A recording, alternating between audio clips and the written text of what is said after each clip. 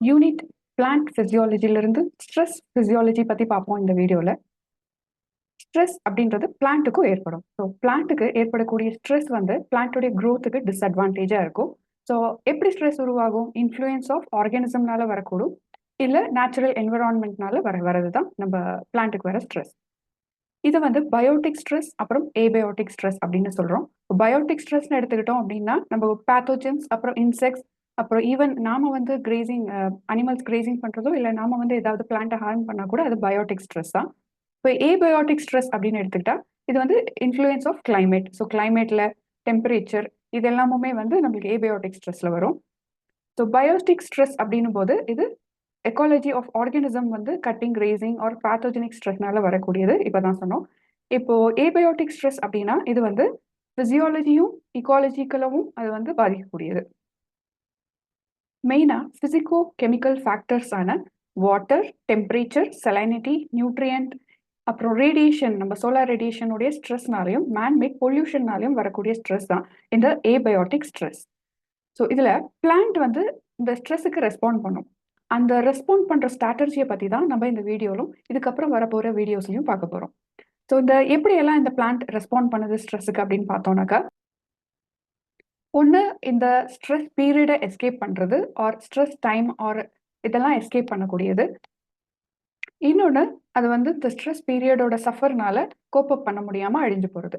அதுக்கப்புறம் இது வந்து அனாட்டமிக்கல் பிஹேவியர் பிசியோலாஜிக்கல் அபரேஷன்ஸ் மூலியமா சேஞ்சஸ் பண்ணிக்கும் அந்த ஆர்கானிசம்குள்ள. ஸோ இந்த சேஞ்சஸ் எல்லாம் வந்து அடுத்தடுத்து வரக்கூடிய ஸ்ட்ரெஸ் பீரியடை வந்து தாங்கிக்கக்கூடியதா இருக்கும். இப்போ for example sugar cane plant எடுத்துக்கிட்டோம் அப்படின்னா அந்த டாலரன்ஸ் அண்ட் மெக்கானிசம் இந்த பிக்சர்ல பார்த்தோம் அப்படின்னா மாடரேட் அண்ட் மைல்டு டாலரன்ஸா ஸ்ட்ரெஸ் பீரியட்ல இருக்கும்போது இது வந்து லீஃபோடைய குளோரோஃபில் கண்டென்ட் அதிகப்படுத்துறதோ இல்லை ஸ்டொமேட்டல் உடைய கண்டக்டன்ஸ் வந்து அதிகப்படுத்துறதோ இல்லை ஃபோட்டோசிந்தசிஸும் க்ரோத் மெயின்டெனன்ஸையும் பார்த்துக்கிறது இந்த பீரியட்ல இதெல்லாம் வந்து பண்ணும். ஆஸ்மாட்டிக் அட்ஜஸ்ட்மெண்ட், அதாவது water level high R low, அதுக்குள்ள இருக்கக்கூடிய சொல்யூட் கான்சென்ட்ரேஷன் அதிகமோ கம்மியோ பண்றதெல்லாம் மைல்டு ஸ்ட்ரெஸ் இருக்கும்போது பண்ணக்கூடும். இதே வந்து அதிகமான ஸ்ட்ரெஸ் இருந்தது அப்படின்னா அவாய்டன்ஸ் மெக்கானிசம் ஏற்படுத்தக்கூடும். இந்த அவாய்டன்ஸ் வந்து எப்படியெல்லாம் பண்ணும் அப்படின்னா இந்த லோவர் ஸ்டொமேட்டல் கண்டக்டன்ஸ், ஸ்டொமேட்டா வந்து ரொம்ப க்ளோஸ் ஆகி ரொம்ப டிரான்ஸ்பிரேஷன் நடக்காம பார்த்துக்கும். அப்புறம் லீஃப் ரோல் ஆகி இந்த செனசன்ஸும் ஏற்படும். ஸோ அதுக்கப்புறம் க்ரோத்தும் வந்து இம்பேர்டா இருக்கும் இந்த ட்ராட் பீரியடோ இல்லை இந்த ஸ்ட்ரெஸ் பீரியடோ தாண்டறதுக்கு. ஃபர்ஸ்ட் பிளான்ட் எல்லாம் மெக்கானிசம் ஏற்படுத்தக்கூடியது வந்து அவாய்டன்ஸ் மெக்கானிசம். அது சில வகையான பிளான்ட்ஸ்ல நம்ம பார்க்க முடியும். இந்த அவாய்டன்ஸ் மெக்கானிசம் மூலியமா இந்த ஸ்ட்ரெஸ் பீரியடை ரெடியூஸ் பண்றதுக்கும் அதோட இம்பாக்டை ரெடியூஸ் பண்றதுக்கும் இந்த மெக்கானிசம் ஃபாலோ பண்ணும். சில ஆர்கானிசம்ஸ் இந்த டாலரன்ஸ் மெக்கானிசம் ஃபாலோ பண்ணும். எப்படின்னா இது தெர்மோடைனமிக் ஈக்குவல்பிரியம் உள்ளேயும், அதாவது வெளியே அட்மாஸ்பியர்லையும் அந்த பிளான்ட்டுக்குள்ளேயும் வந்து ஈக்குவல்பிரியம் பண்ண பார்த்துக்கும். ஃபார் எக்ஸாம்பிள் சக்குலன்ஸ் எல்லாம் எடுத்துக்கிட்டோம் அப்படின்னா அதுக்குள்ள நிரப்பி வச்சிருக்க ரொம்ப வாட்டரை வந்து வாட்டருடைய டெம்பரேச்சர் வந்து அவுட் சைட் அட்மாஸ்பியருக்கு ஏற்ற மாதிரி மாற்றியோ குறைச்சோ அது வந்து பேலன்ஸ் பண்ணிக்கும். அடுத்ததாக பார்த்தோம் அப்படின்னா இந்த சில plants like ferns, flowering plants இதெல்லாமே வந்து ரீசரக்ஷன் பிளான்ட்ஸ் அப்படின்னு சொல்றோம். இது எல்லாமே டாலரன்ஸ் மெக்கானிசம் ஃபாலோ பண்ணி தான் இது வந்து சர்வைவ் ஆகுது இந்த கிளைமேட்டிக் சேஞ்சஸ். எக்ஸாம்பிளா சொல்லணும் அப்படின்னா லைகோபோடான செலாஜினலா லெப்போடி ஃபில்லா இதுவும் வந்து ரெசெக்ஷன் பிளான்ட் தான். நெக்ஸ்ட் ப்ராசஸ் மெக்கானிசம் என்ன வந்து இந்த பயோட்டிக் ஸ்ட்ரெஸ் ஃபாலோ பண்ணோம் அப்படின்னா ஹார்டனிங், அக்ளிமெட்டைசேஷன் நடக்குது. எப்படி அப்படின்னா இதோடைய புரோட்டோபிளாஸ்ட், பிளான்ட் செல்ஸோடைய புரோட்டோபிளாஸ்ட், செல் வால் இதெல்லாம் வந்து ரெசிஸ்டன்ஸா மாத்திக்கிறதுனால இந்த எலாஸ்டிசிட்டி இதெல்லாத்தையும் மாத்திக்கிறதுனால இந்த ஹார்டனிங் ஏற்படுது. இந்த ஹார்டனிங் அடுத்து வரக்கூடிய இந்த ஸ்ட்ரெஸ் பீரியடை வந்து எஸ்கேப் பண்றதுக்கும் இல்லை டாலரேட் பண்ணிக்கிறதுக்கும் உதவியா இருக்கு.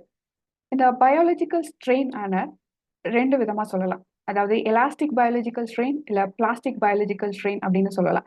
எலாஸ்டிக் பயாலஜிக்கல் ஸ்ட்ரெயின்னா இப்போ ஒரு பிளான்ட் ஸ்ட்ரெஸ் பீரியட்ல வந்து டேமேஜ் ஆகுது அப்படின்னா அது ரீபைண்ட் திரும்பவும் வந்து அந்த பிளான்ட் வந்து ரீகெயின் பண்ணிக்கும். அந்த செல்லுடைய டேமேஜ் எல்லாம் ரீகெயின் பண்ணிக்கிறது. இதே பிளாஸ்டிக் பயாலஜிக்கல் ஸ்ட்ரெயின் அப்படின்னா இந்த பிளான்ட்னால திரும்பவும் அதோடைய பழைய நேச்சருக்கு ரீகெயின் பண்ணிக்க முடியாதது.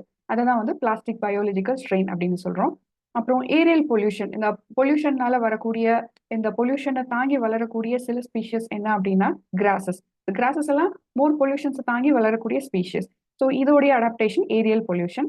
அதுக்கப்புறம் இந்த ஹெவி மெட்டல்ஸுக்கு ரெசிஸ்டன்ட் ஆகி வளரக்கூடிய சில பிளான்ட்ஸ் எல்லாம் என்னென்னு பார்த்தோம்னா வயோலா கெலாமினேரியா, கிளாப்சி ஆல்பஸ்ட்ரி, அப்புறம் மினியார்ஷியா வெர்னியா இந்த ஸ்பீஷியஸ் எல்லாமே என்ன பண்ணும் அப்படின்னா இந்த டாலரன்ஸ் மெக்கானிசமை இந்த செல் வால்ல கொண்டு வந்து அதோடைய எக்ஸஸ் மெட்டல் அதை செல் வால்ல மீறி என்டர் ஆகக்கூடிய இந்த எக்ஸஸ் மெட்டலை வந்து வேக்யூல்ஸ்குள்ள ஸ்டோர் பண்ணிக்க கூடும். இந்த பிளான்ட் ஸ்ட்ரெஸ்ஸை எப்படி வகைப்படுத்துறோம் அப்படின்னா ஆல்ரெடி நம்ம பார்த்த மாதிரி தான் பயோட்டிக் ஸ்ட்ரெஸ் அப்புறம் ஏபயோட்டிக் ஸ்ட்ரெஸ். ஸோ இந்த பயோஸ்ட்ரிக் ஸ்ட்ரெஸ் வரது நம்மளுக்கு ஆல்ரெடி நம்ம பார்த்துறோம் pathogens and even man or அனிமல்ஸோடைய டிஸ்டர்பன்ஸ்னால. இதே ஏபயோட்டிக் ஸ்ட்ரெஸ் என்னென்ன அப்படின்னு பார்த்தோம்னா ஒன்று வாட்டர்னால வருது, இன்னொன்று light low light or high வரக்கூடியது, அடுத்தது டெம்பரேச்சர் அதிகமாகவோ குறைவாகவோ இருந்தாலும் அது வந்து பிளான்ட்டுக்கு ஏற்ற ஸ்ட்ரெஸ் கொண்டு வரக்கூடியதான். அடுத்ததா ஆக்சிடேட்டிவ் ஸ்ட்ரெஸ். இது எல்லாத்தையும் பற்றி ஒவ்வொரு வீடியோவா நம்ம அடுத்தடுத்த வீடியோவில் பார்ப்போம். இந்த வீடியோ லெக்சர் கண்டிப்பாக யூஸ்ஃபுல்லாக இருக்கும்னு நினைக்கிறேன். தேங்க்யூ.